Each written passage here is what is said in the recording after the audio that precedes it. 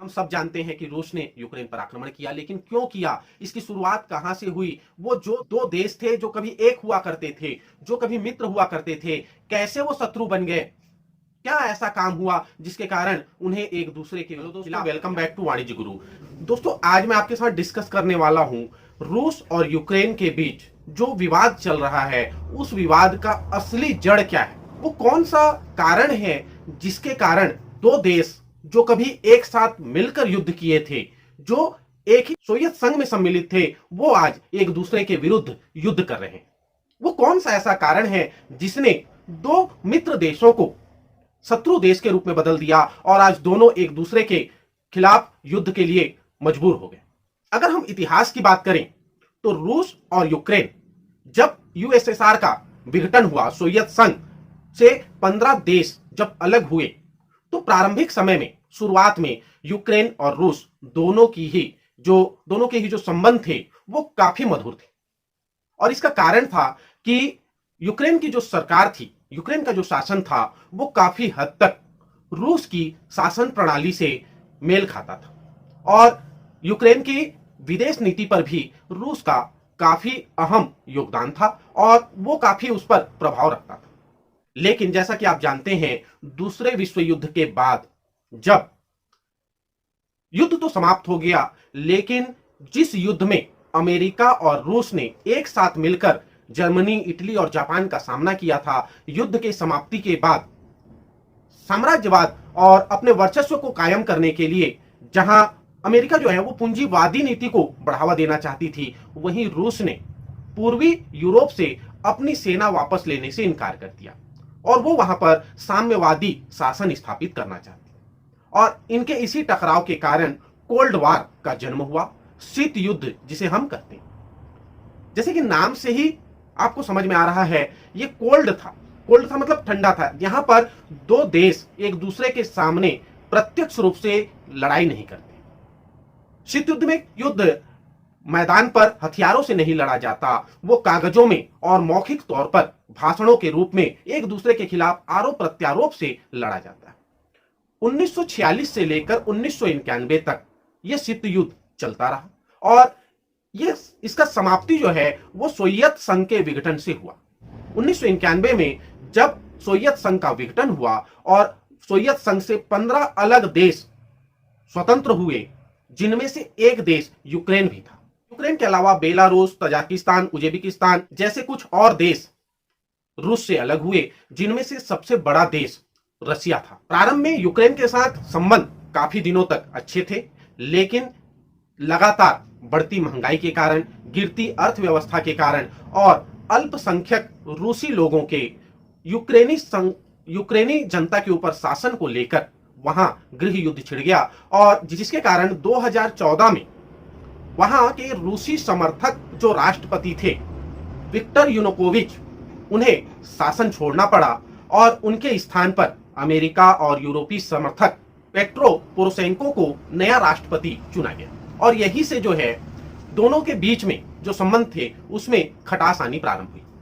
इसका परिणाम यह निकला कि रूस ने जो यूक्रेन का एक क्षेत्र था उस पर उसने कब्जा कर लिया और कब्जा करके उसे अपने क्षेत्र में मिला लिया।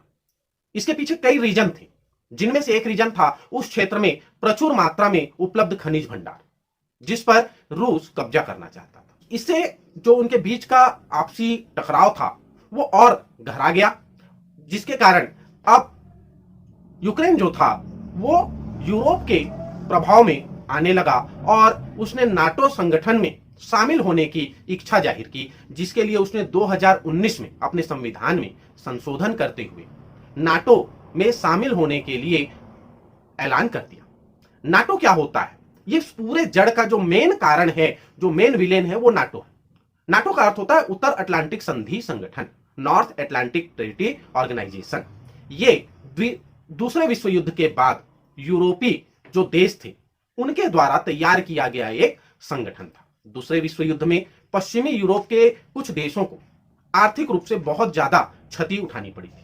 इस नुकसान की भरपाई के लिए उन्हें आर्थिक सहायता प्रदान करने के लिए और रूस के बढ़ते प्रभाव को रोकने के लिए अमेरिका के नेतृत्व में एक सैन्य संगठन स्थापित किया गया जिसे हम नाटो के नाम से जानते हैं।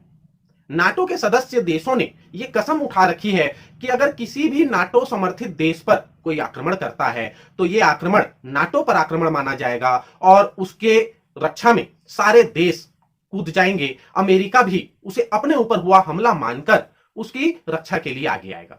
यहीं पर यूक्रेन ने गलती कर दी। यूक्रेन ने यह मान लिया कि नाटो में उसे एंट्री आसानी से मिल जाएगी, लेकिन रूस जो है वो ऐसा नहीं चाहता था और उसने नाटो में शामिल होने के लिए यूक्रेन को मना किया। नाटो चाहता था कि वो यूक्रेन को अपने संगठन में शामिल कर ले, जिससे यूरोप का जो प्रभाव है वो यूक्रेन तक पहुंच जाए और यूक्रेन की जो बनावट है, उसकी जो भौगोलिक संरचना है, वो रूस के पूरे बॉर्डर को बाउंड्री के तौर पे तैयार करती है।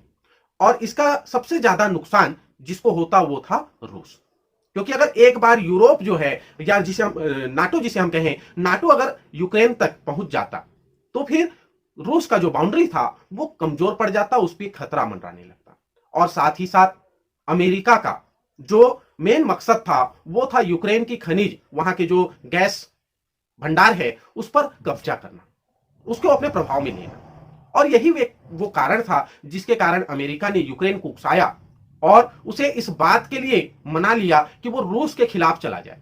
जब रूस ने नाटो में जाने से यूक्रेन को मना किया तो यूक्रेन उल्टा उसे आंख दिखाने लगा। और चूंकि यूक्रेन को मालूम था कि उसके पीछे 30 देश जो नाटो के सदस्य हैं, उन 30 देशों का समर्थन है, लेकिन यहां पर कहीं ना कहीं यूक्रेन से गलती हो गई। रूस, जिसे यह अच्छी तरह से मालूम था कि अमेरिका केवल हथियारों का सौदागर है, वो एक पूंजीवादी अर्थव्यवस्था से घिरा हुआ है, उसे केवल अपने साम्राज्य के वर्चस्व की लड़ाई के लिए यूक्रेन का वो यूज कर रहा है। और जैसा कि अफगानिस्तान में हुआ, अफगानिस्तान में अमेरिका ने तब तक शासन किया जब तक कि वहां की खनिज संपदा और वहां के जो प्राकृतिक संसाधन थे उनका यूज नहीं कर लिया। और जैसे ही उसने वहां का पूरा संसाधन यूज किया, उसने अफगानिस्तान को उसके हाल पर छोड़कर वहां से पलायन कर गया।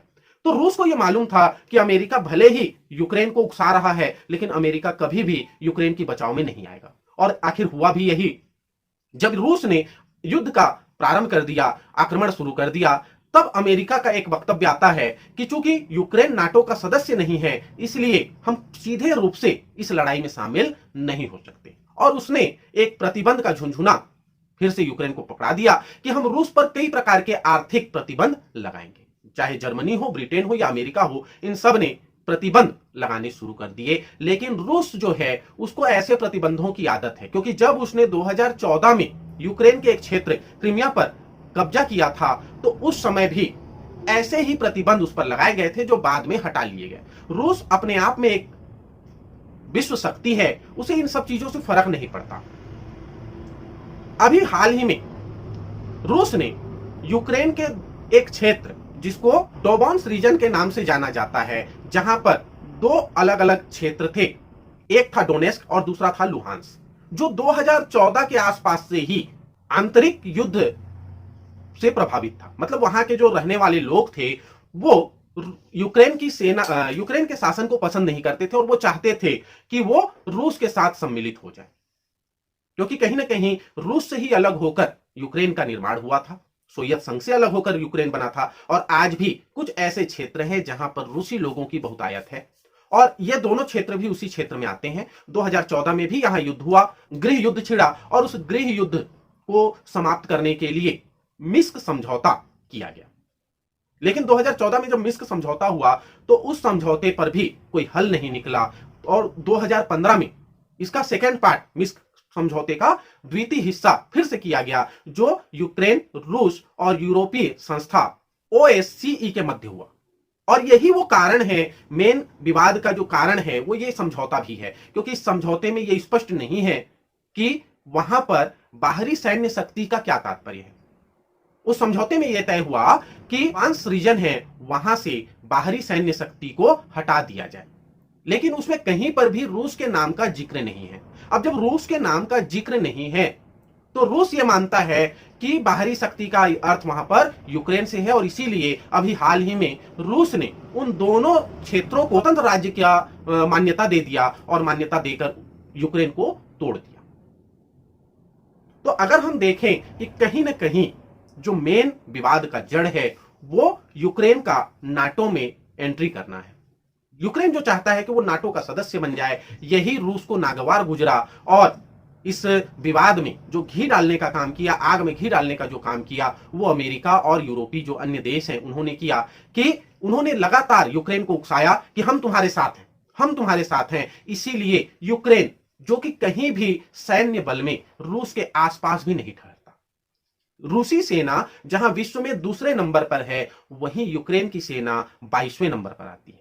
अगर हम बात करें दोनों सेनाओं की संख्या बल की, तो रूस के पास जहां 8.5 लाख सैनिक हैं, वहीं यूक्रेन के पास 2.5 लाख के आसपास सैनिक हैं।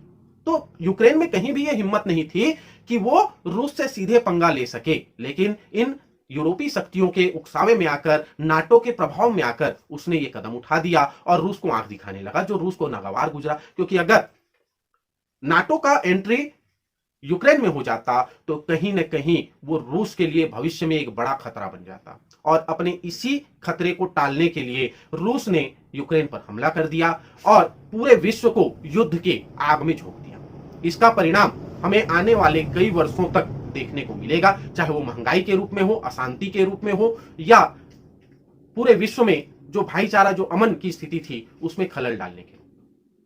तो दोस्तों, ये पूरा कहानी था जो मैं आपके साथ शेयर करने वाला हूं। हम सब जानते हैं कि रूस ने यूक्रेन पर आक्रमण किया, लेकिन क्यों किया, इसकी शुरुआत कहां से हुई, वो जो दो देश थे जो कभी एक हुआ करते थे, जो कभी मित्र हुआ करते थे, कैसे वो शत्रु बन गए, क्या ऐसा काम हुआ जिसके कारण उन्हें एक दूसरे के खिलाफ हथियार उठाना पड़ा। तो ये सारे कारण जो मैंने आपको बताए। दोस्तों, आज की वीडियो में इतना ही। वीडियो अगर अच्छा लगा तो वीडियो को लाइक कीजिए, अपने दोस्तों को शेयर कीजिए। अगर अभी तक आपने हमारे चैनल को सब्सक्राइब नहीं किया है तो ऐसे और यूजफुल कंटेंट के लिए चैनल को सब्सक्राइब कर लीजिए, नोटिफिकेशन बेल को ऑन कर लीजिए।